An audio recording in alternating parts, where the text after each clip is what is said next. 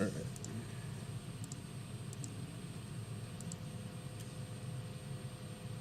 Okay, so for the afternoon session here, we're going to pick it up right where we left off this morning, which is on the Battle of the Coral Sea. One of the things that I mentioned at the very tail end of this morning's lecture was how this battle is kind of an interesting one, because on one hand you could say the Japanese won the battle because they sunk one of our aircraft carriers, the USS Lexington, which was only, at the time, we only had 4 aircraft carriers because they're huge and expensive to make. And so they sunk one of them, which means that now we only had 3. However, on the other hand, you could say that the U.S. strategically won the battle because the Japanese did not take the objective of Port Moresby that they were trying to take over. So they were turned back, repelled, and the United States was able to keep hold of New Guinea. And this area of New Guinea, if I can show you on this map here, is down like right, where's my, here we go. In this area down here, just to the northwest of where this little Battle of Coral Sea took place. And so they are able to maintain a foothold in New Guinea, which allowed them to carry out future battles from that region there.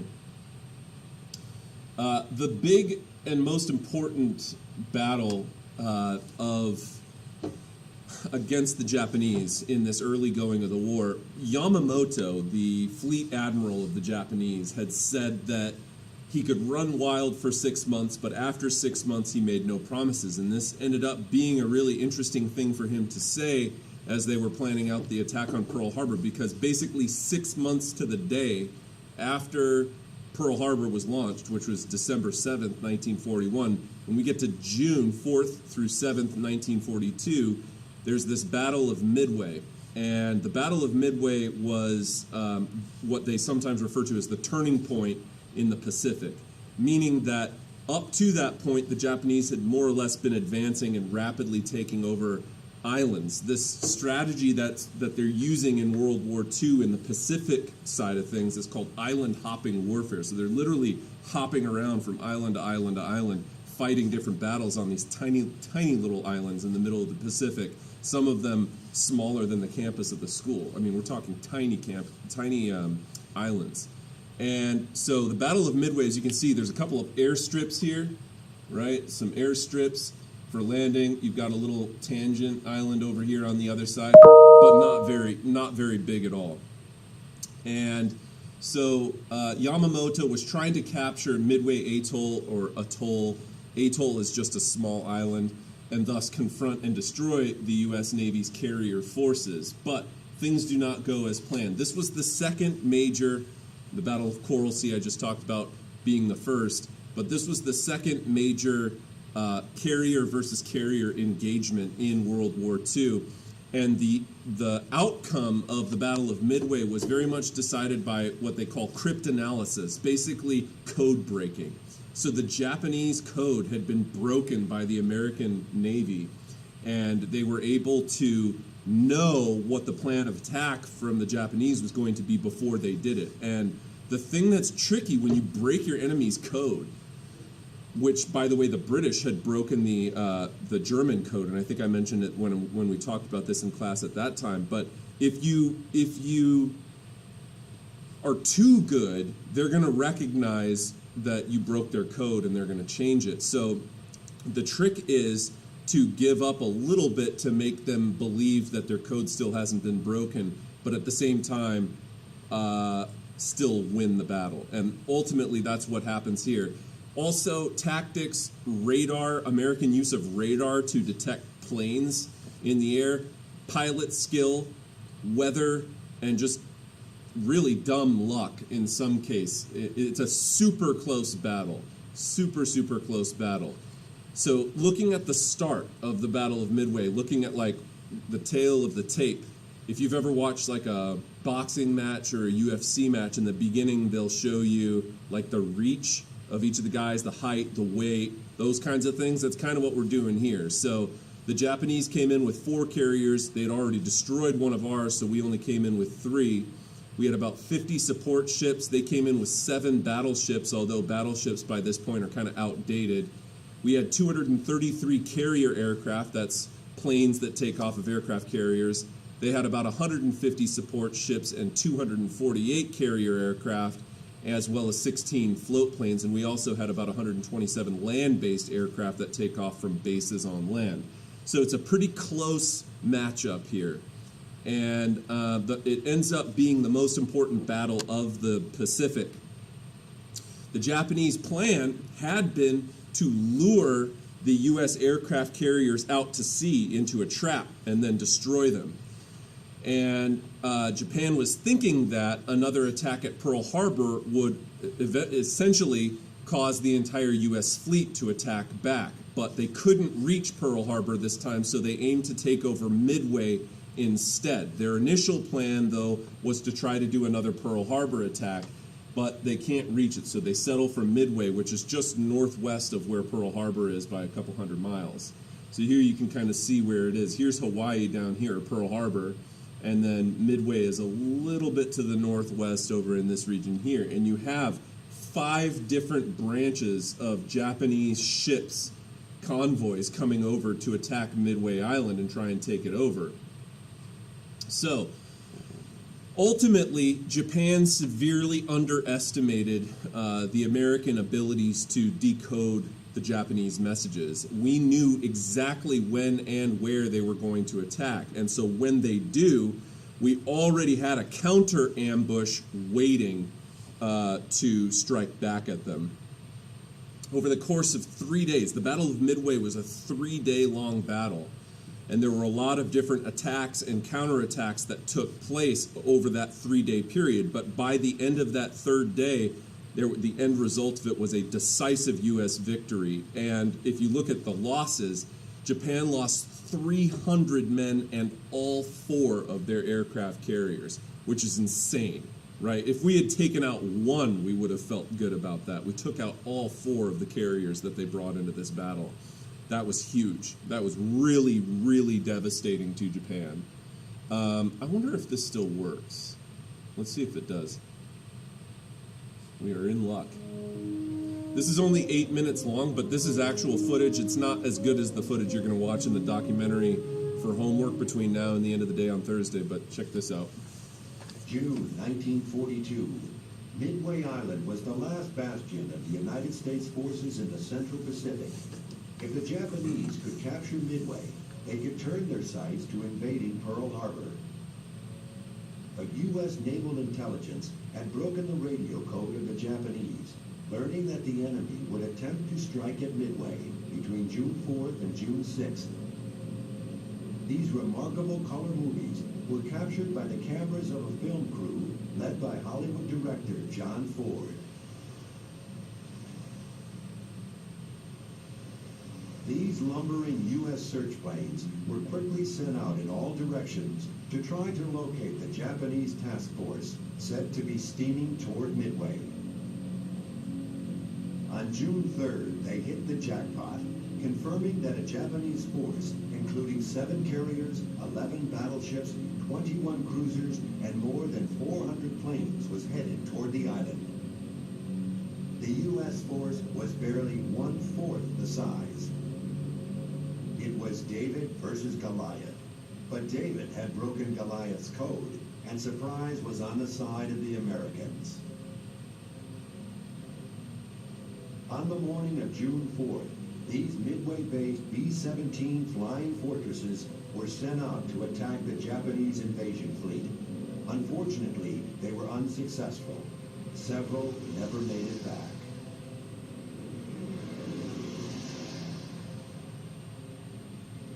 Having confirmed that the forces of the rising sun were on their way, the men of Midway could do nothing more than wait for the inevitable Japanese attack.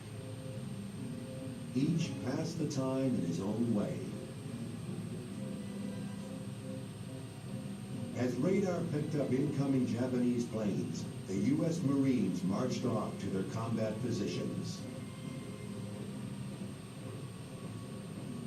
108 Japanese planes from the Carrier Task Force struck at Midway. This historic motion picture footage documents the battle's full fury, captured by the unsung cameramen of the Navy Signal Corps directed by the legendary. By the way, those like black puffs of smoke in the air, that's anti-aircraft fire, and they call that flak rounds. Basically, you shoot an explosive round into the air, and it blows up, and there's a bunch of shards of metal that blow up everywhere, and when planes fly into it, it tears apart all the wings, propellers, all of that sort of stuff. So anti-aircraft, they shoot those things in the air, and they explode, and they take planes out. John Ford. But this is no Hollywood movie you're watching. These men are fighting and dying right before your eyes. Many of these Marine planes taking off were destroyed by the Japanese fighters attacking the island. With the Marine command post billowing smoke high into the sky, the Japanese planes continued to pound the island.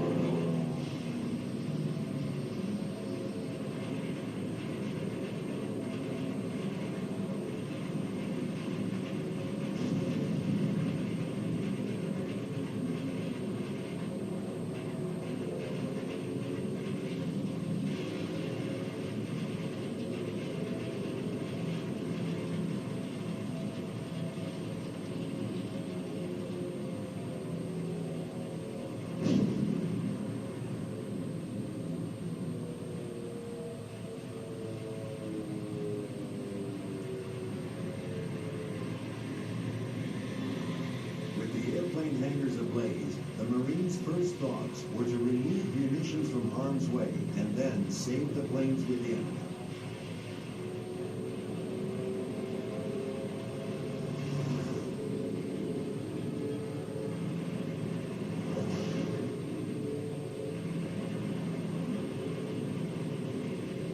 The Japanese inflicted heavy damage on Midway, but failed to destroy the airfield.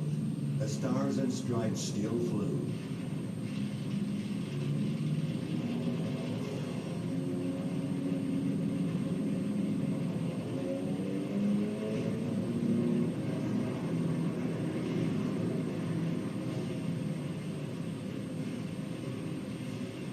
The Japanese had failed in their first attempt, but they were determined to finish the job.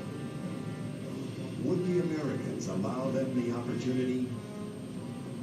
While the invasion fleet had been located by the Americans on June 3rd, it wasn't until the morning of the 4th that the Japanese Carrier Task Force was pinpointed. With that information in hand, the U.S. carriers Hornet, Enterprise, and Yorktown immediately launched their squadrons of torpedo planes and dive bombers to attack the four main carriers of the Japanese fleet. 150 American planes took to the air. At the same time, the Japanese became aware of the deadly threat they faced from the U.S. carriers and began preparations for their attack on the U.S. fleet.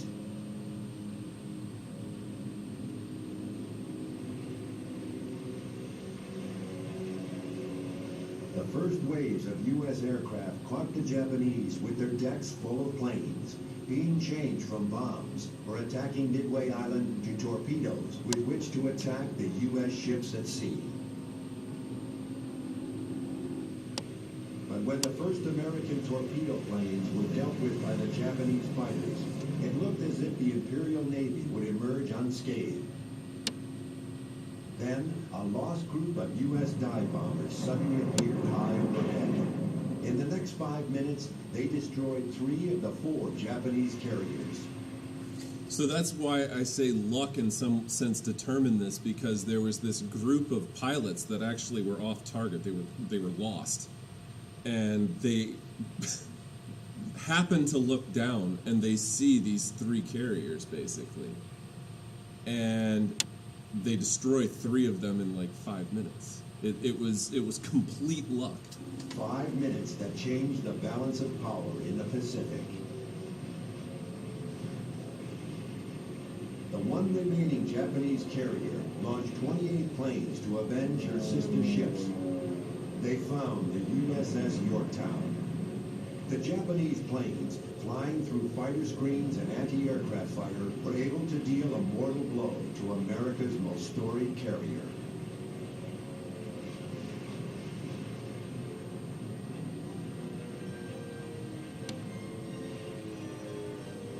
The battle wasn't over, however, as planes previously launched from the Yorktown found this last Japanese carrier and sent her to the bottom of the sea. Now the Americans could head for home. These pilots had changed the course of the war in the Pacific. They had inflicted a catastrophic defeat on Japan. 4 fleet carriers, 322 planes, and 3,500 men of the Rising Sun, including their best aviators, had been lost. The United States had inflicted upon Japan its first naval defeat in 300 years.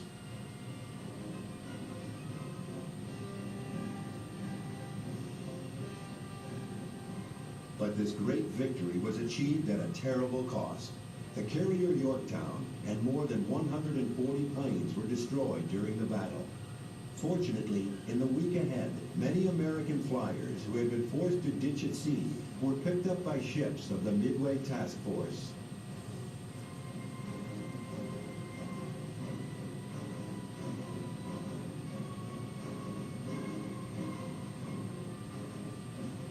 These Americans had put their lives on the line to stop the Japanese aggressors. One senior Japanese official said, "At Midway, the Americans avenged Pearl Harbor." Japan's loss of their carriers would come back to haunt them at America's first major land offensive in the Pacific, Guadalcanal. So, gives you a pretty good idea of what that battle looked like. Pretty incredible story, really. And pop this back over here. So if we look at the losses, we brought in 3 carriers. We lost the Yorktown, as you heard. We lost around 50 support ships and a destroyer. Around 360 aircraft total. 98 were lost and about 300 dead. But if you look at the numbers of dead from the Japanese, they had 10 times as many people killed in this particular battle as the Americans did. And, you know, they lost, of the 4 carriers, they had 7 total, but of the 4 that they brought to this battle, they lost all 4 of them.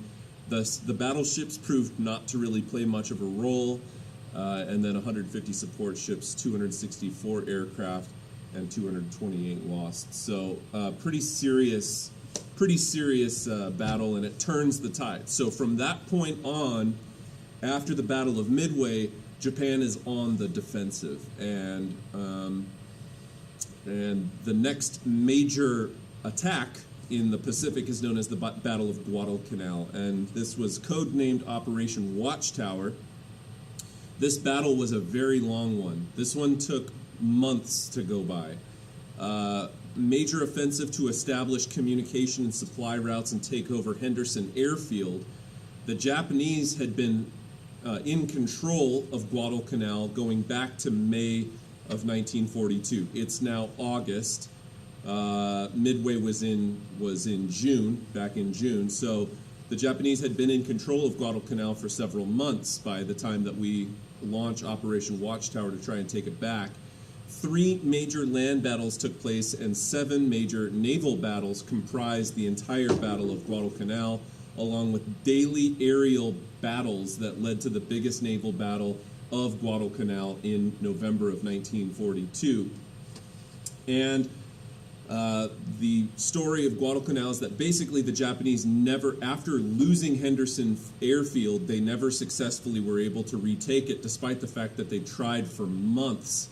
The Japanese were coming in and bombing it every single day.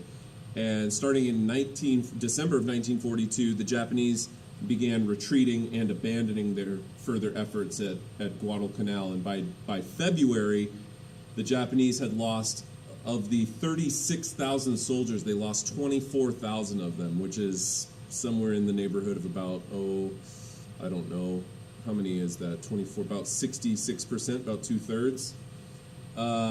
Refer to Guadalcanal. The Japanese started referring to the island of Guadalcanal as the island of death because of how many ships were being lost there. This is USS Helena, one of the major ships that took part in the Battle of Guadalcanal. This is what the Japanese battleships of the time looked like. This is the Japanese ship Haruna. And this is the Japanese, I mentioned to you the one where they charged with their bayonets. This is a photograph of Japanese soldiers laying dead on the battlefield after this unsuccessful attack in late October 1942, where the Americans, if you've ever played, did anyone play like World War II video games in here? Yeah? Which one? Okay. Sweet. Yeah, I've played quite a few myself. The one that I played mostly recently is called Heroes and Generals. It's a free-to-play game, I think. It's on Epic Games. But Heroes and Generals mostly is like European land battles. But there's other games where you like that one where you're fighting in the Pacific. But what was I going to say about that? I was going to mention something pertaining to World War II video games. What was I going to say about that? Now I forget what I was going to mention. If you've ever played... that's what I was going to say.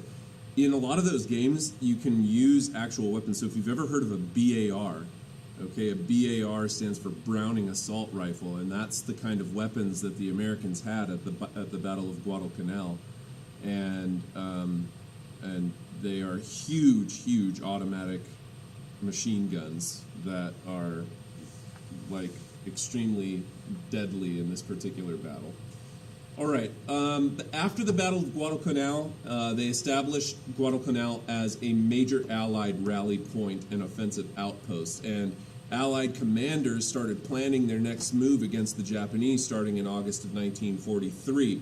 Meanwhile, you've got this whole other side of the war going on in Europe still.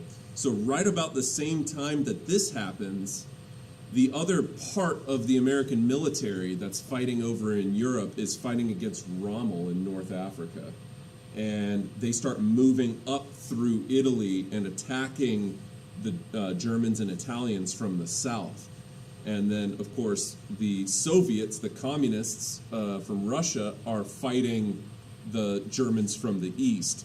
So there's a lot by the time that we get to 1942, 1943, and America becomes involved in the war, there's a lot of dynamic changes because both the Japanese and the Germans, who make up the majority of the Axis powers, are facing quite a major obstacle with the United States military becoming involved in this. And I mentioned in class this morning in the lecture about how when Germany declared war on the United States shortly after Pearl Harbor happened, this was a huge mistake because there was a chance that the United States wasn't going to become involved in the war in Europe right away and would have focused more on Japan first. But because Hitler declares war, the United States is like, all right, well, you want to declare war? That's fine with us. We'll come over there and handle business. So here you can see as the tide starts to turn, we're now seeing in blue here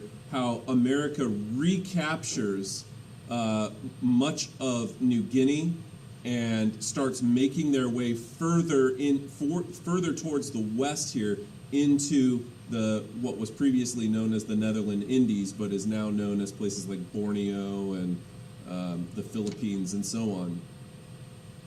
And they start capturing more and more territories towards the west and pushing the Japanese back towards Japan. These planes here are called B29 Bombers. I just want to draw your attention to all these specks all over the screen here. Every single one of those is a bomb that's being dropped from the plane. They were practicing strategic carpet bombing during this time, and these bombs oftentimes were napalm bombs, which means that they're basically, picture napalm to be like gasoline, except for almost like a sticky gelatin substance, and it will light absolutely everything on fire. And they used napalm more famously in the Vietnam War back in the 60s, but it first got used in World War II, and a lot of people don't know this, but this is a true thing. everybody freaks out about the atomic bombs that were dropped on Japan at the end of the war, in case you've never heard that side of the story, because obviously they are huge, and it's like an immense loss of life all at once, right? And they can leave behind radiation and stuff, and so it's seen, there's like a lot of folks who are of the opinion that the bombing of Hiroshima and Nagasaki at the end of the war using the atomic bombs was unnecessary.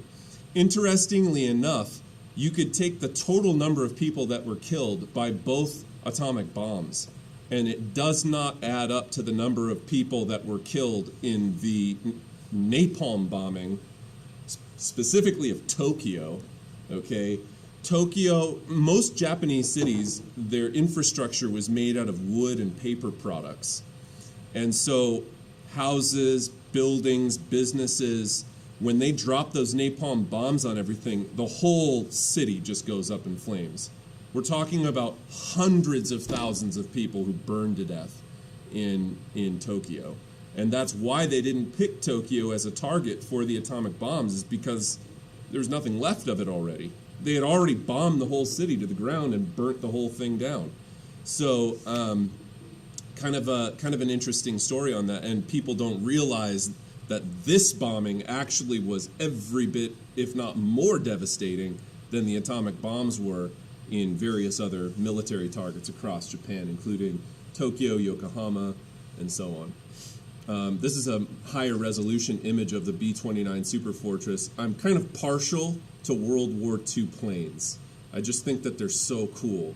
So any chance I have an excuse to talk about them or show them, I try to do so. But it was nicknamed the Superfortress, and that's a strategic bombing plane. They fly super, super, super high up in the air and drop bombs from a high altitude. So this is kind of what I've been talking about this entire class, and I know that the bell's going to ring here any minute. Well, what time did we start here? I guess we got a little bit of time left. Do you guys know what time the bell rings? I think I have it here.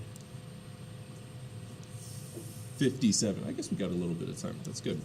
All right, so island hopping warfare. This is what I've been talking about. American and Australian troops who were allied with one another in Borneo. And what they're doing here in this image is called an amphibious assault. This became a very popular tactic to use during the island hopping warfare, because you start off on a ship and you're on water and you take a landing craft onto land and you disembark. And that's the same technique that they used when they did the D-Day invasion in northern France, which maybe you've heard about before. Amphibious, meaning like both land and water assault. If you've never heard of D-Day, I'll bring this for you guys next week. It's at my house right now. I just 2 summers ago, in June of 2018, I went to Normandy, which is in northern France, okay, Normandy Beach.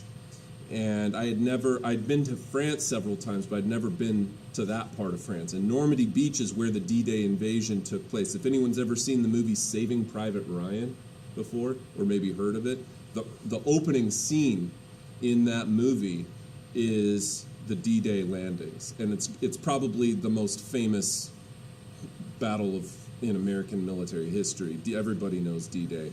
But it happens June 6, 1944, and I brought home with me, the only thing I had with me when I was at the beach was an empty water bottle. And so I filled it up with sand from Normandy Beach, which is like really, really fine sand, but it's actual sand from Normandy Beach where the American invasion took place. When you think about this beach, though, if I could like explain it to you, all right? The beach is huge. Like, have you ever been to Huntington Beach, right? You know how Huntington Beach is really long, right? It's like that, except for it's like, no joke, a football field or more in length, like from where the start of the beach is to where the ocean front is. It may be like I don't even know how long. It's huge. It's way bigger than Huntington Beach, okay? And it's completely flat. And so when you think about that, right, they're coming up on this huge beach landing. When you come up, it's completely flat, and there's essentially a sheer cliffside. And in that cliffside, the Nazis had embattlements pointed directly down at the beach. So basically these guys are running up this massive beach where there is nothing really to hide behind. The whole thing is completely open. It's just a flat, open beach that's absolutely massive. And they are running directly into a cliffside where the Nazis are shooting directly at them as they run the entire length of the beach. It is insane. And there were so many soldiers, American soldiers mostly, but also British and Canadian, that were killed at the D-Day invasion, that for weeks afterwards, the water, the ocean water that was washing ashore was just red because there was so much blood in the water. Okay? Just beyond anything you could ever imagine. And most of those folks that were fighting in that, you know, teens, late teens, early 20s, young kids, you know, fighting in this war, losing their lives in this assault, and it's successful. They take it. They take Normandy Beach. It's an amazing story. I have a distant relative. I obviously never knew him. I wasn't born until 40 years after World War II ended, but a distant relative who was in the D-Day invasion and is buried at the Normandy Cemetery, the American cemetery at Normandy. And it was my grandma's cousin, distant relative, but that dude, he survived the D-Day invasion, only to be killed 3 weeks later by a German sniper as they were trying to liberate the small French town called Saint-Lô, L-O. And he was shot by a sniper and buried in Normandy Cemetery. But pretty crazy, you know, pretty crazy story. And this kind of assault was really effective in the Pacific. Here, this is kind of a funny image. It's difficult to see. This looks like an explosion. It's not. It's a giant hill. And you'll be able to see it when I show you the next image here. But this is Iwo Jima, which is another big, this was a late battle in the war. Another big battle as they got closer and closer to the Japanese homelands. And all of those streaks there are landing craft that are assaulting the beach right there, starting off in the water and then coming up on shore and then disembarking from their landing craft and doing an assault. Whoops. So this is that same hill that you can see in this image there. This is the ground of it, okay? And you may have seen a famous image from the Battle of Iwo Jima before. Have you ever seen the famous photograph of the American soldiers who are like charging up and like planting a flag at the top of something? That happened on that hill there. I think I have a picture of it somewhere. Maybe I don't. I can't believe I don't have that in here. I'm going to have to add that to this PowerPoint. But that famous picture of the American soldiers planting the flag happened at Iwo Jima at the top of that hill there after they defeated the Japanese there. So, in the final year in the War of the Pacific, the United States retook the Philippines, which they had famously been forced to abandon, which I talked about this morning. There's a general, his name's Douglas MacArthur. He was the head general of the Pacific Fleet. And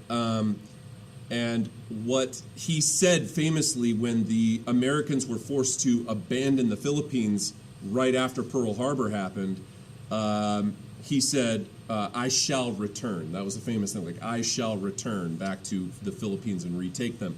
And towards the end of the war, the United States does exactly that. Borneo, Iwo Jima, and Okinawa, all of them fell with heavy losses on both sides. The Japanese never made it easy for the Americans. They fought with dogged ambition. There was no question that the Japanese were not just slouching or bad soldiers or anything. They made everything difficult. And the military leadership of Japan ultimately just refused to give up. in spite of the loss of the bulk of their forces. They started recruiting kids into their military. Everybody, the whole country became basically enlisted. Elderly people, small kids, everybody was being used to defend against America, and everybody was preparing for a land invasion of Japan, like American Navy coming up with troops and doing an assault of the Japanese mainlands. That's where a lot of people thought that the war was going, but ultimately it doesn't end up happening because there's a couple of things that ended up that changed the course of the war against Japan. One of them was that Franklin Delano Roosevelt dies in 1944, April of 1944, right after, April of 45.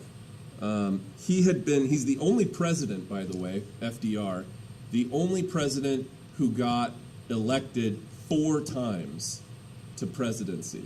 And they changed the Constitution after that so that you would only be able to have a 2-term limit now.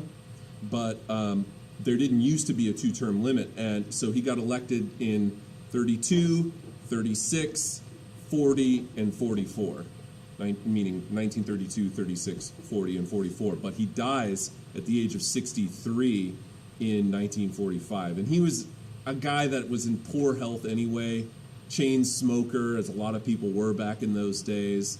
And obviously he had polio. He was disabled from the waist down, so he couldn't walk. Just not a healthy man. Ends up dying, I think, of a massive heart attack or stroke or something like that in 1945. After that, Truman is the president who took over. He was the vice president. And when Truman became president, he made a famous speech where he basically told Japan about maybe 2 or 3 weeks before the atomic bombs were dropped. He basically was like, surrender now or face utter destruction. And they were like, yeah, more tough talk, whatever. And they dropped, at that time, they only had 2 atomic bombs, but they dropped both of them, one of them on August 4th, I think, or 6th, one on August 6th, and one on August 9th. And so they were about 3 days apart. But after the second one, the Japanese were like, how many of these things do they have? They didn't know we only had 2. So we only had the 2, but after the second one, then they surrendered. So anyway, guys, that does it for me. Thanks for letting me finish. Have a great day.